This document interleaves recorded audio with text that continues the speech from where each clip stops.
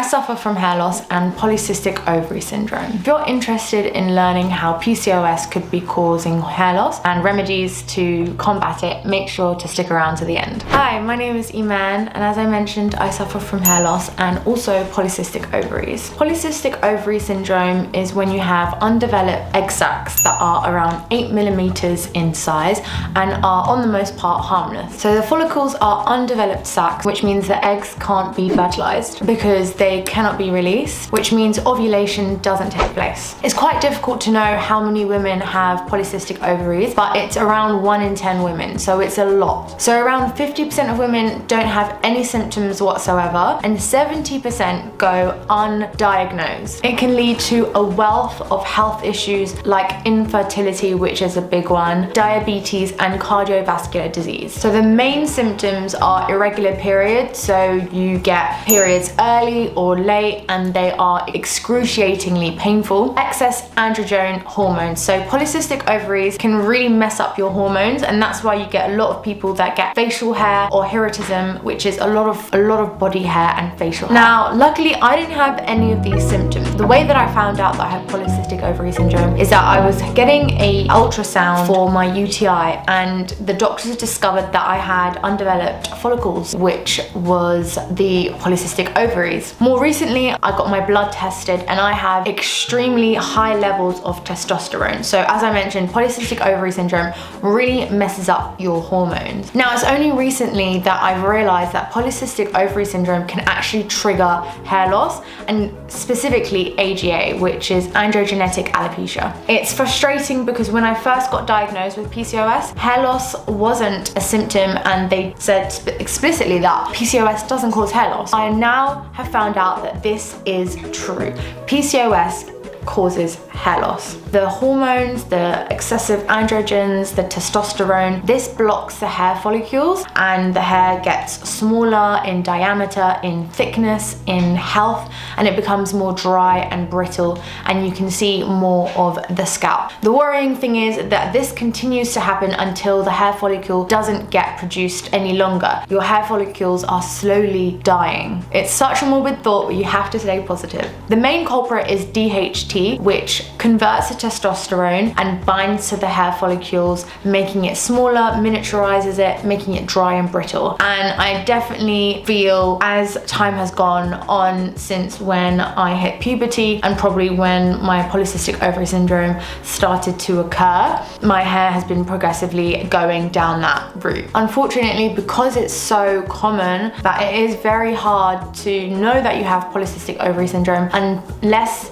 you actually go and get tested for your hormones, for your testosterone, for your androgens, and also to do an ultrasound to see if there are undeveloped follicle sacs. So I would recommend, if anyone is suffering from hair loss and you don't have any symptoms for PCOS, do try and rule it out and make sure to speak to your doctor and check to see if you have PCOS. I would have felt so much better if I had known the true cause of my hair loss. Something that is really beneficial is that there are things that you can do to help alleviate hair loss, to help alleviate the symptoms of PCOS. So I'm going to talk about the remedies now. First, I'll talk about the over-the-counter drugs that you can use, the more conventional medicine, and then I'm going to go into the natural remedies, which is something that I always strive to use. I always go for natural nature. Mother Nature has all of the answers, so we're going to go into that now. If you do suffer from PCOS or hair loss, let me know in the comments. I would love to hear about your experience,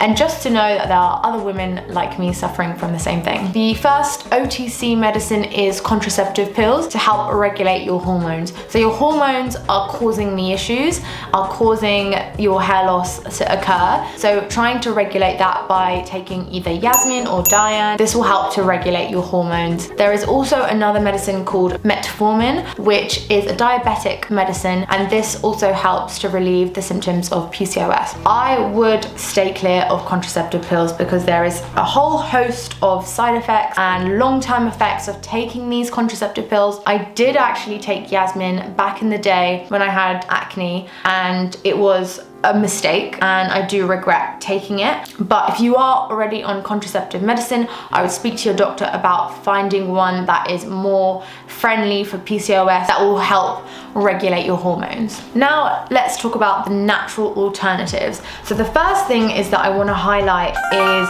you want to make sure you're not deficient in any minerals or vitamins. So for example, iron is super important. So a lot of women who have PCOS also have iron deficiencies, and iron deficiency can also cause hair loss. So remedying that by taking iron supplements, by having a lot of heme iron, which is more meat products, you're going to help to replenish your body, because your body will take from the non-vital organs. So if your body is lacking iron stores, then it's going to take from the hair follicle. Again, with the irregular periods, most people that have PCOS also have very heavy periods. So you want to make sure that any time that you've got a really heavy period throughout the month, you are supplementing with iron to make sure that your iron stores are at the optimal level. You need 70 ferritin stores and above. So do check your blood work for both your hormones, but also check your iron levels. On top of that, you want to make sure that you're supplementing with zinc as well. Zinc is a great supplement, and any zinc deficiencies can also come up in hair loss. Along that, a few supplements that I also take is beef liver supplements, niacin, and just a multivitamin. You want to make sure that your body has all the nutrients it needs and the building blocks it needs to build your hair. So supplementing and a very, very healthy diet, lots of protein, is going to help with your hair loss. Now, there are some natural remedies to reduce the hormones and regulate your hormones. So the high levels of testosterone, it's been shown in some studies that drinking spearmint or peppermint or mint tea every day helps to reduce your testosterone levels. So incorporating that in your diet is a no-brainer really. Be careful if you're taking iron supplements, because mint teas can inhibit the absorption of iron. Try to distance when you're drinking tea and when you're taking the iron supplements. Top tip. One other symptom with PCOS is excessive weight gain. I personally haven't got this symptom, but if that is something that you are suffering from and you are overweight, definitely exercise is so key to making sure that your heart and your health is at its optimal levels. You want to make sure you are giving your body all the tools it needs to be healthy, ensuring that you're in a calorie deficit and you're exercising regularly. This is going to be really important to combating hair loss. On top of this relates to insulin resistance. So because your hormones are out of whack, they're really imbalanced, there is a thing called insulin resistance. So when you are eating carbohydrates or when you're eating glucose, so sugar, carbohydrates, your cells cannot use the insulin effectively and cannot absorb the glucose. So to counteract that, you want to increase your inositol intake. Now this can be found in citrus fruits and can also be found in fiber-rich food like corn, beans, brown rice, and sesame seeds, but you can also take it in supplement form. This is going to really help to improve your body's ability to regulate your hormones. It actually also helps with dealing with depression and anxiety. It helps to produce more serotonin, which is like the happy chemicals in your body. This is specifically to help with polycystic ovary syndrome, so I would definitely recommend looking into this to help combat the symptoms of PCOS. Some people actually take it to improve fertility, so do make sure, I don't want any people in my comments being like, hey, you gave me a baby, oh, I got an unplanned pregnancy, so be safe. Chromium and cinnamon has also been shown in studies to help with insulin resistance. You can get this in supplement form. Don't worry, I will link everything that I talk about in terms of the natural remedies in my description if you are interested in understanding a bit more about them. This one I get super excited about is adaptogenic herbs. Now these herbs, as a clue in the name, is they help your body to adapt, and they're non-toxic and really help to regulate hormones, your stress levels, and your overall well-being. Adaptogen herbs include maca root, ashwagandha, turmeric, milk thistle, rosemary, reishi mushroom, holy basil, ginseng, milk thistle. There are a ton. Now I found a blog post of someone who was suffering from PCOS who used these herbs to help cure her PCOS, and she went back to the doctor and her doctor was like, you're very lucky. And in her mind she was like, no, I'm not lucky, I just I'm so happy I found these herbs. So I will link all the specific herbs specifically to regulate hormones, but I am definitely gonna start incorporating some of these herbs into my diet. Definitely include reishi mushrooms,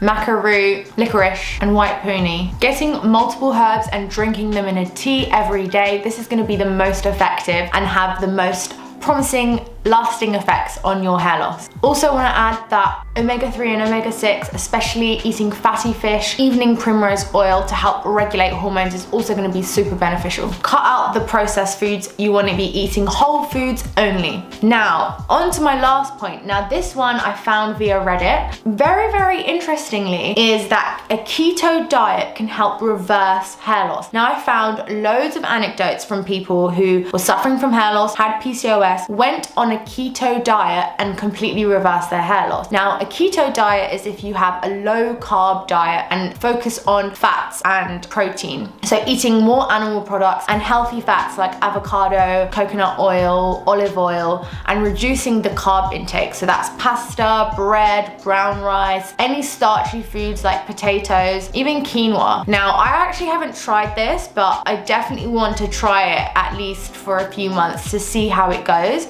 Now, a keto diet is quite difficult because you are reducing your carb intake and you might lose some weight along with it. So that's one of the reasons why I'm a bit skeptical to do it, because I love my rice. I can't not eat sushi. Like, who can live in a world without sushi? I definitely can't. A keto diet is a thing I found a lot on the internet of people reversing their hair loss, reversing their PCOS, going on a keto diet. And because your body resists insulin, so reducing that blockage, your body doesn't have spikes in their insulin or in the glucose levels, which means your body can adapt and help regulate the hormones within your body. If you guys are interested about other natural remedies that I talk about on my channel, how to stop hair loss, how to stimulate hair growth, make sure to check out my How to Beat Hair Loss playlist, which is right there.